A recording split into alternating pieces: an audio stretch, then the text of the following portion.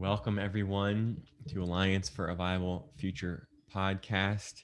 I'm your host, Natan, and today it's a privilege to be here with Julia Mayer.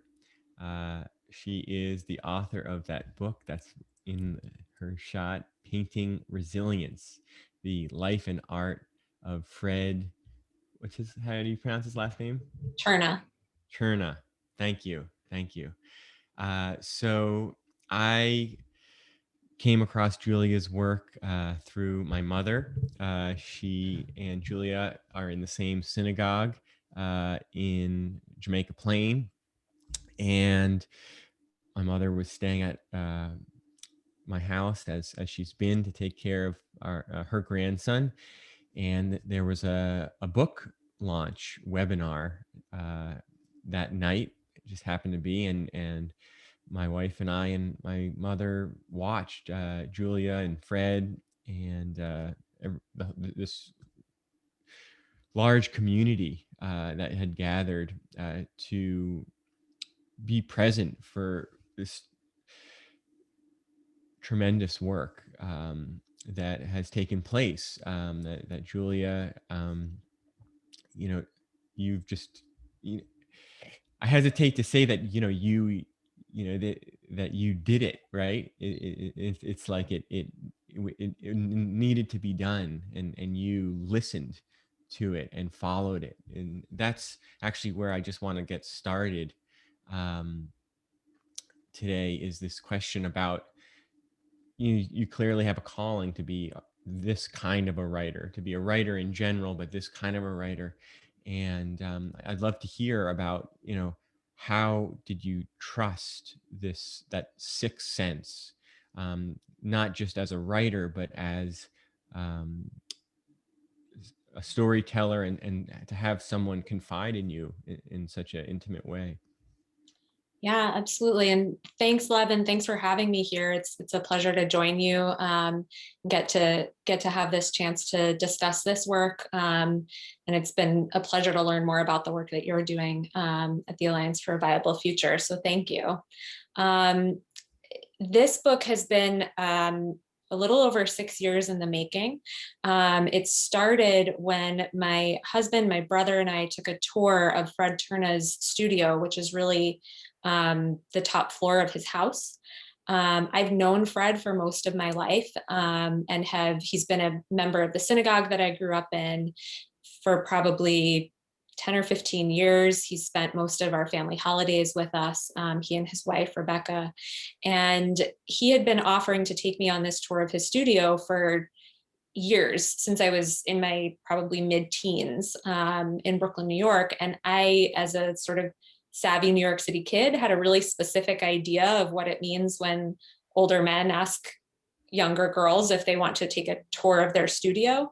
And I was like, no, thanks, I'm good. And then it suddenly occurred to me when I was in college that this was actually an amazing offer to spend some time with Fred and to learn about his work and really his art, but also his personal story. I knew some of his personal history from, again, just having known each other for most of my life. I always want to say it as we grew up together, but in fact, he was like in his 70s when I was growing up. And so we scheduled a tour of Fred's studio, my brother, my husband, and I, when we could all be in New York at the same time. And Fred walked us through his artwork, and then through a short demonstration of how he mixes paints. He told us a little bit about some of the pieces that were on the walls that haven't sold yet. He always says the work that the artist still owns is the worst. Like, that's the stuff that nobody's bought yet. And then as soon as he sells it, it becomes the greatest thing he's ever done. And over the course of that conversation, he was telling us sort of these little bits and pieces about his life, his experience. He was in 4 concentration camps, starting when he was 17, and was liberated when he was 21. And over the course of that conversation, we started just asking more and more questions. I've known Fred for so long that I know that he's comfortable telling me when he doesn't want to talk about something. He's comfortable saying, I can't go there today. And so since he wasn't doing that, we just kept asking. Now I've been on his studio tour with other people. I know that it typically lasts about half an hour. I think we were there for like 2 or 3 hours, just continuing to talk, and asking a lot of questions about resilience, about what happened after the war, not so much specifically what his experiences in the camps were, but how he came to live with them. And in the course of that, he made a comment that after the war, after liberation, he moved back to Prague. And I was like, wait a minute, how do you go from being close to death in a concentration camp to moving back to Prague? How does that work? And he was like, oh, I just did it. Like, it's not really interesting. And that was really the moment where I was like, no, I need to know the answer. I need to know the answer to this question. And by the time we got back to my parents' house that afternoon, I was saying, I think I need to write this book. I think that Fred's story really needs to be told in a more robust way. He speaks about his experiences fairly often. He's one of the most open Holocaust survivors that I've ever met. And to have hit upon something where he wouldn't answer my question was just, it felt too important to let go. I felt like I really needed to understand. And if I feel that way, then I think others will join me. And so I approached Fred about working on this together. Hmm. Hmm. Yeah. Thank you for sharing all Yeah. that context. And, as I felt, during the book launch, I got chills again, specifically in that moment when you felt it in your body, or in that place in your being that knows, yes, I need to follow this. And um, I think that is one of the key elements that I care about in terms of having the conversation on the Alliance podcast with people who listen Mhm. to those moments of guidance that's in the body or in our being. No, I can't just continue on with the script of my life. I need to follow this because it's, I don't It's know, too dot important dot to let it dot. go. It's just Yes, too important to let it go. Yeah. it's too important to let it go. Thank you. Thank you. And I would say, we were talking before we started the recording about that word commitment. Hmm. And for me, that's an appropriate word for that moment, and the choice that some people make and some people don't make. And a lot of times it's the same person in different moments. Like, I choose to listen sometimes, and sometimes I don't. Um, and then that's the mystery of being human. But what is, yeah, I'd love for you to just actually slow down into that moment, and then the strength and the courage and the reorganizing that happens around that choice Hmm. after you make it. Yeah. So thinking about maybe first why this felt like the right commitment for me to make, and then into some of the logistics of how to make it happen. Um, I have a number of relatives who have sort of various stories of how the Holocaust impacted them. On my dad's side, my grandfather and grandmother both came from Germany really right before the war started. My grandmother was one of the only members of her family to make it out. My grandfather came a little bit earlier than that. And actually, from where I'm sitting, I'm looking at 3 drawings that my grandfather did, of Germany, because that was his home, that now hang in my home. And my grandmother really couldn't talk about it, couldn't even talk about the relatives she left behind. It was just too painful for her. On the other side, my mom's father, my grandfather, was a liberator. He was in the American Army, and he liberated a concentration camp called Alam, which was absolutely devastating for him. He, when they got there, it was clear that most of the prisoners who they were liberating were not going to survive the night, and in fact, many of them didn't. And he was so pained by what he saw that he truly couldn't speak about it. He talked to me and my brother and my cousins about it once in our lives, and that was it. But he said Kaddish, which is the Jewish prayer for mourning, every Saturday for the rest of his life, because he wanted to say Kaddish for 1 year for everybody that he buried in a mass grave the day after their liberation. And so when we had this opportunity to sit with Fred, and he was able to answer questions and he was able to open up, um, and not just willing but eager for his story to be shared, it seemed like an opportunity that couldn't be missed. There's so many stories that we lose with time, um, that it seemed to me that if we could capture Fred's, that was something worth doing. Um, this was a big project, though. My initial suggestion to Fred, which I sent him in a handwritten letter, was that I would work with him to write his autobiography, and I would do, background work or research or editing, whatever he needed me to do to get it done. And he came back to me and said, I've written small bits about my life, but long form writing isn't my forte, and I think you should just write it. Which was a little different than what I had offered to do. And it was a conversation that I had to have with, at the time he was my boyfriend, now my husband, Brian, and with my family, to think about how this was a project of this size, and intensity was going to impact the rest of our lives. I work full time. I don't call it my day job. I have a job that I absolutely love. And so I wasn't looking to leave that role. And it meant that this was going to have to be something that happened on the weekends. In particular, this project, because of the intensity of what I was writing about, I really couldn't work on it at night after work. Like, I couldn't put in 2 hours at the end of the day. It had to be concerted time on the weekends. And so we lost a full weekend day basically every weekend for 6 years. Mhm. And there were times where I put it down and sort of couldn't work on it for a while or needed some space from the project.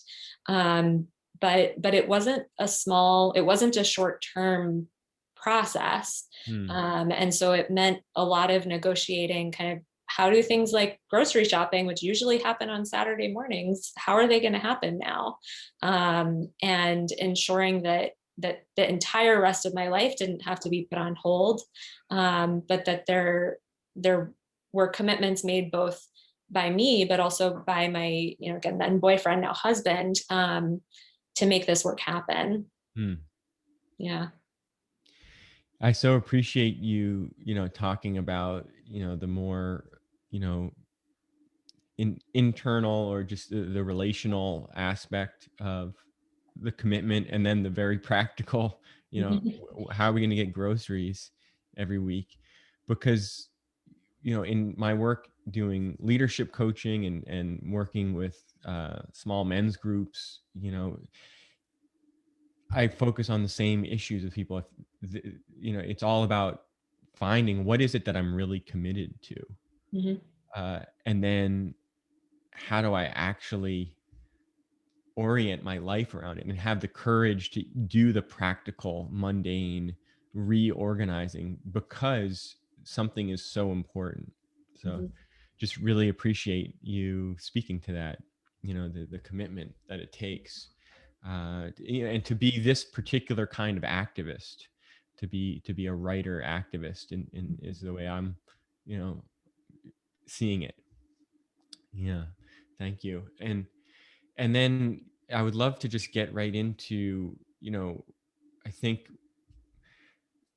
well, this is what it said on your website. One line that Fred himself says that living through uh, being a survivor of 4 concentration camps was luck, but living with it takes skill. Mhm. Uh, and then the next sentence is Julia wanted to discover and share what these skills are and how Fred came to acquire them. Um, so yeah, I would love to hear, um, you know, about those skills that you learned that he has, because I think really at the essence of why I was compelled to invite you to this conversation is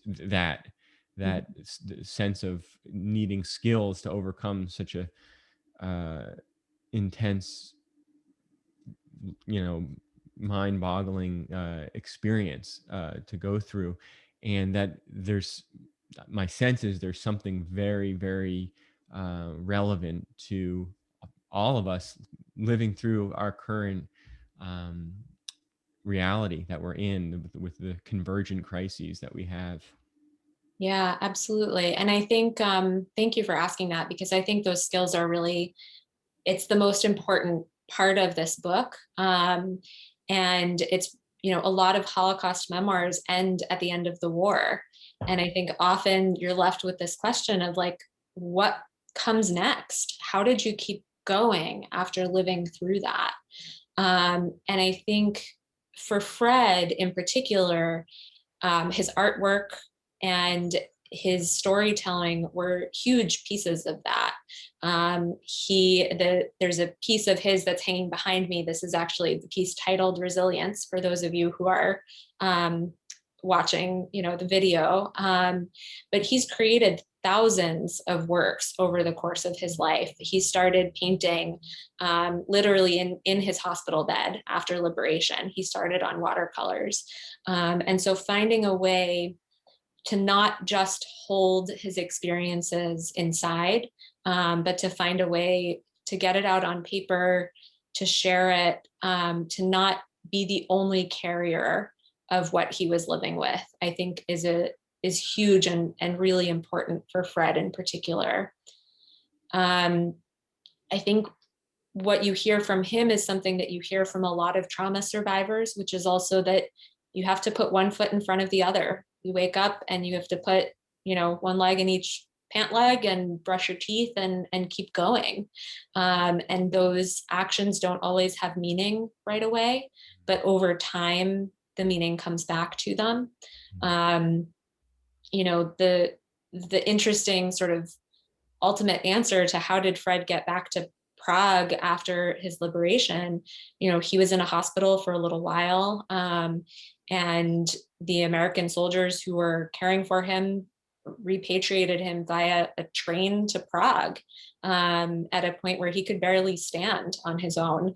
And he got off the train in Prague, looked across the train tracks and saw the number 16 trolley, and was like, well, that's the one that goes to my house, so I guess I'll get on the trolley, which totally blows my mind, because it's like, if I just lived through the worst thing that a human being could actually live through, and then was dropped off in downtown Crossing in Boston and thought, well, I guess I'll get on the Orange Line because that's what goes to my house. Um, and that's what Fred did. It's this put one foot in front of the other and just keep going. Um, I think he also, a theme that comes out is the importance of long-term relationships. Fred wound up marrying his childhood sweetheart, and I won't give away the whole story, both for the sake of time and for the sake of book sales, but they have a through line throughout the book. And his first wife was his childhood sweetheart. And even when their marriage became untenable, he stayed the main caretaker in her life. She was also a Holocaust survivor. And he felt a responsibility to continue caring for her and for the people around him. And in finding his second wife, Rebecca, his current wife, I think sort of the ultimate love of his life, he found somebody who could embrace that and who understood it, and could support him in doing that type of caretaking, which you don't find everywhere. Um, and then the last theme that I think really comes out both when he's in the camps and after his liberation is a need to publicly state that the world can get better. And the way that they do this in the camps, he and his fellow prisoners, they teach each other things. They teach each other French poetry. They teach each other differential calculus. They teach each other these things as a way of saying to each other, there's going to be a need for French poetry in my life one day. It may not be this second, it may not be right now, Mm. but we're going to live through this. And if we live through this, we're going to need to know calculus, and we're going to need to know French poetry, and we're going to need to know sociology. And Mm. there is this stake setting in the future, Mm. that I think carries through to his life after liberation as well, when sort of one of the themes that he talks about whenever he speaks is be involved. Pay attention to what's happening around you, pay Mm. attention to how it's impacting you, but also how it's impacting others. Mm. Um, and he was somewhat not hugely, but a little bit involved in local government. But he stays very up to date on news, both local and national and international. He wants to be paying attention to what's happening, and he'll always say, I can't tell you how to be involved, I can't tell you what to do, but you have to be involved. And I think that's a similar stake setting for the future of saying there is a future worth working for. Mm. And I am committed to seeing us be part of it. And I Mm. think that's a really beautiful lesson that I've taken from this work with him. Mm. Wow. I'm taking notes. Thank you. Yeah. Yeah, it's really potent. So I just want to kind of reflect back, you know, the principles of resilience and how to live a committed life in a sense. So number one is creativity, Yeah. right? And then not just in an abstract sense, but to express creativity, right? In the hospital bed, he was immediately watercolors, doing the watercolors, like getting it out, Mhm. not allowing it to just be stuck inside. And so, for those who don't pick up a paintbrush, whatever creative outlet is present, there's a purpose to it. Mhm. Uh, and it's therapeutic, and it's also, it moves just directly on to the second thing, which is one step at a time, right? That creativity allows movement to happen, allows the sense of I can keep going if I keep moving the paintbrush or whatever, if it's writing, if it's, dance, if it's movement, if it's, working out, whatever someone has in their life to be doing those things. And then relationships, and specifically, being a caretaker is, what Fred did and taught us, uh, how he continued to be a healthy human being, to take care of his first wife, even beyond that, role that they had played in their lives as husband and wife, that he cared for her, Yeah. so it comes back to like one step in front of the other, who's in my life that I can care for, and to get out of my own, you know challenge, my own psychic or emotional pain, look to how I can be of service, Mhm. in a way that really, you know I feel called to do. Where is the care? Where does the care already exist within me? uh, and then this, fourth piece, which has so many, you know different sub parts to it, but that public statement, I often say, like, where you putting a stake in the ground. What do you stand for? And you saying stake setting into the future. That's very powerful. To create a public statement. And when you said that, to create a public statement, I thought you meant like, a declaration by the UN. But what then you said is, while they were in the camps, what the actions were that they engaged in Mhm. was a public statement. And for me, I think of the word dignity, human dignity there. It's like, I'm not going to become what they are intending for me to become. Yeah. In I'm, fact, mm, yeah. Fred talks about that when he was in the camps, he and his fellow prisoners would always call each other Mr. or Ms. They would just try to be incredibly Mm, polite to one another. mm, He said, even people you didn't personally get along with, there was this sense that to be rude, to be unkind to a fellow prisoner was to act like the Nazi guards. mm, And so you had to bring that dignity, that kindness to one another. mm, It's not that everybody got along all the time, but that was a sort of prerequisite mm, to the way they had to treat one another. mhm. Yeah. Yeah. Thank you Hmm. for that. And yeah, right there, right, we can see the connection to other movements for liberation, the civil rights movement, the Yeah. Black Lives Matter movement, the women's movement, the current movement for immigrant rights in this country. Absolutely. That right, the and for the rights of nature as well, the dignity of life. Yeah. um, yeah, Absolutely. yeah, thank you. Yeah, it's just very powerful, what you're sharing, all these pieces.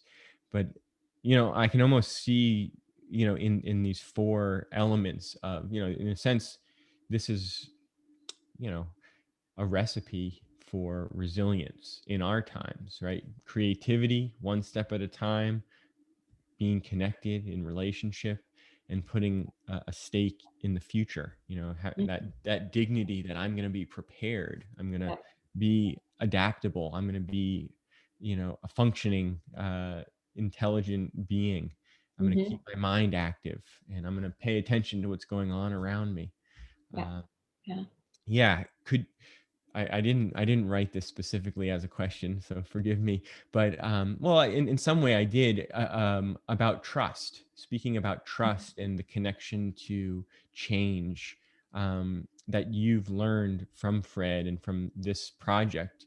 As I wrote, um, the theory of change of this, alliance for a viable future, is change flows through relationships at the speed of trust. um, and so how does, how do these four elements, relate to your life, and relate to, the current movements for life, continuing on in this world? In That's a very general. I don't know what else you're dedicated to, but that's a very general sense of, how does it relate to, what people care about today in terms of the challenges that we face. Yeah.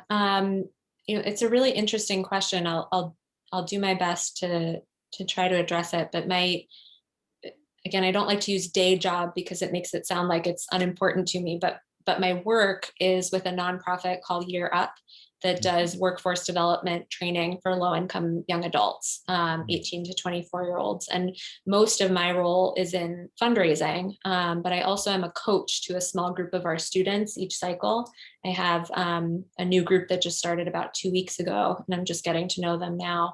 But they are incredibly hardworking, incredibly committed, and they face, it's every student's story is different.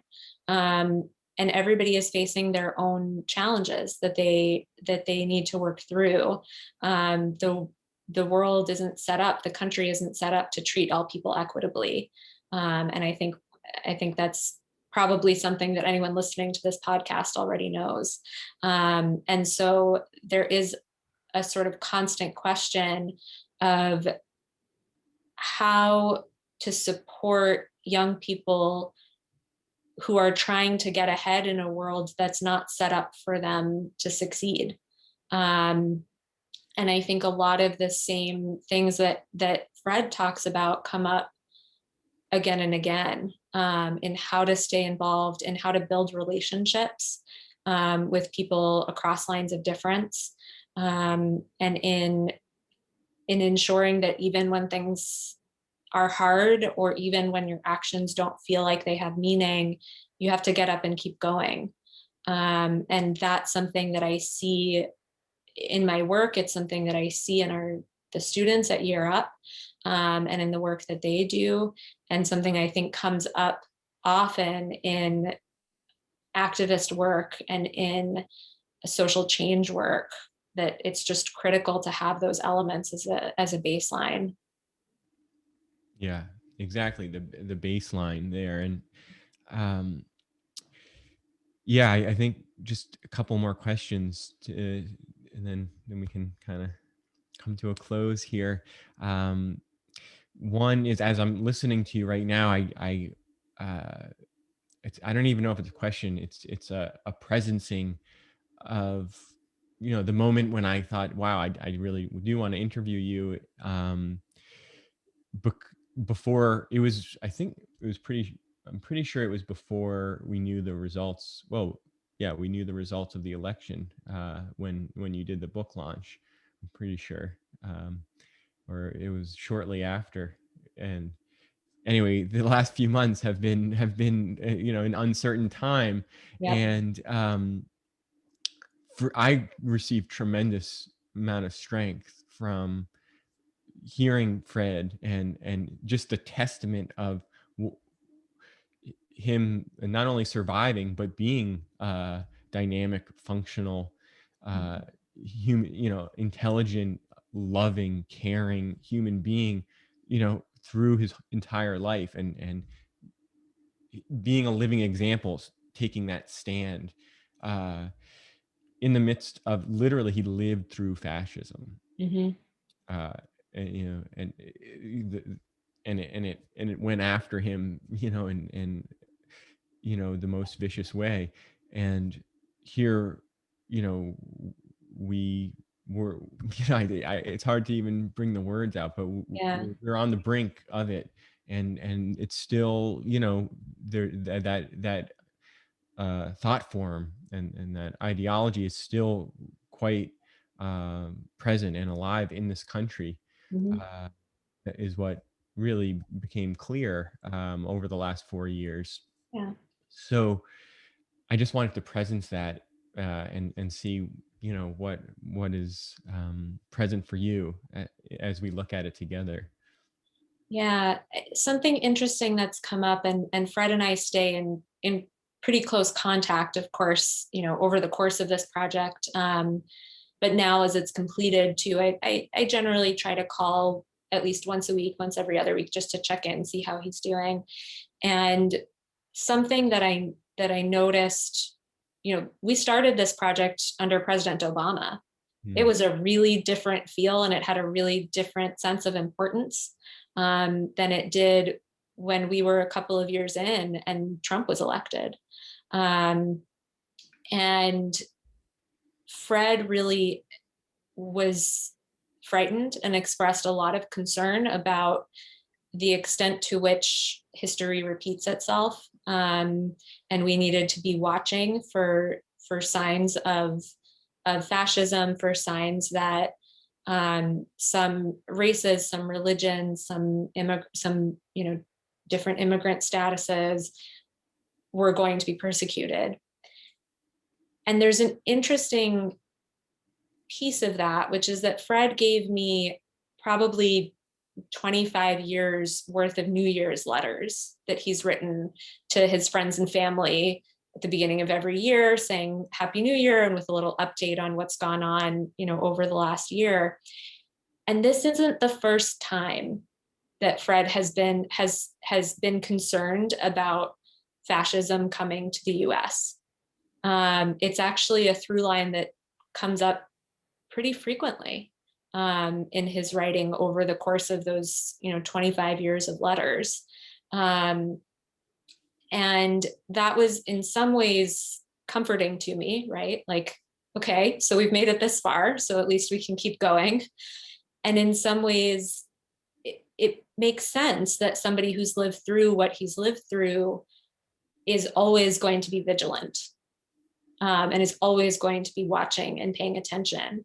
And I think that as we, the generation of Holocaust survivors in particular, um, becomes smaller and smaller, the number of survivors who are still alive continues to dwindle. We have a responsibility to be watching on their behalf, and to be paying attention and to be vigilant, even if it isn't our own personal experience, and to be taking action, even if it isn't specifically about the US government coming for the Jews. It may be, we see all sorts of inequalities, all sorts of, again, race, socioeconomic status, immigration status, where people deserve to be treated as humans. And we have a responsibility to maintain that vigilance going forward.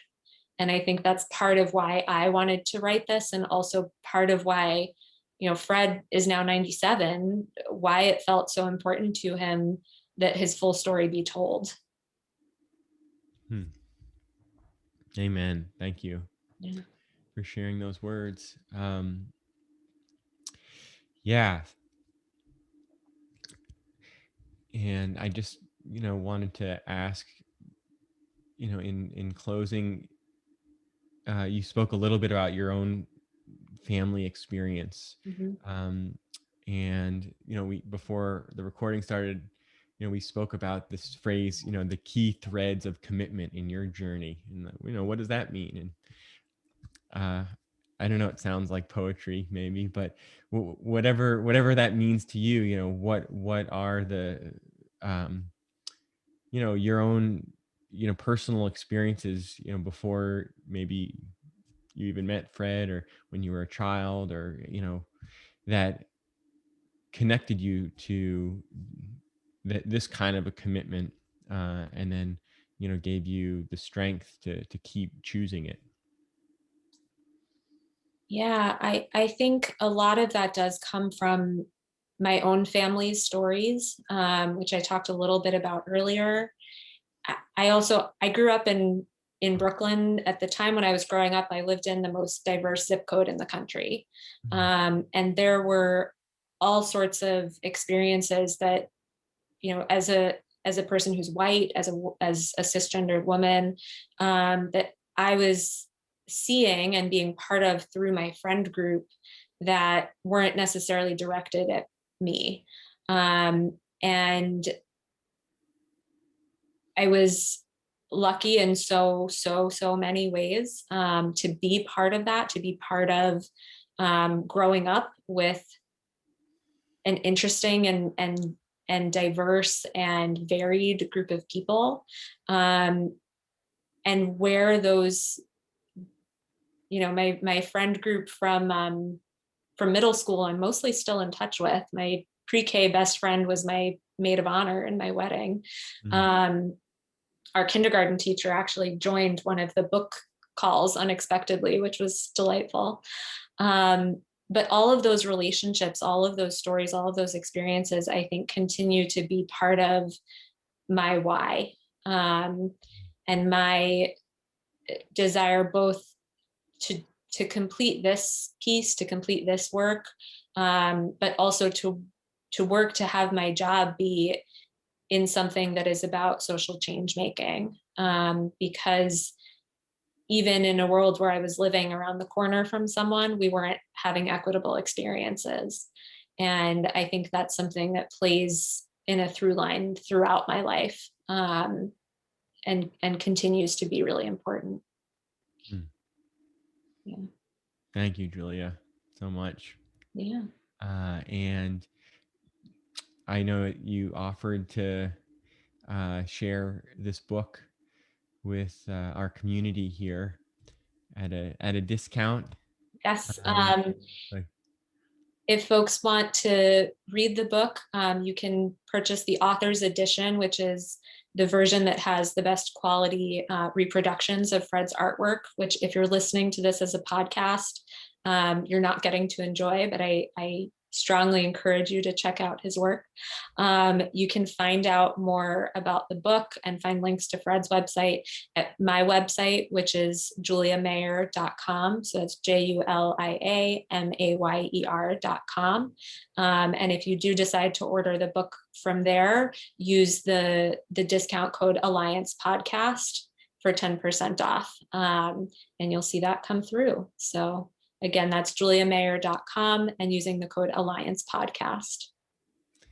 thank you again, Julia. And yeah, any just last word as we close here?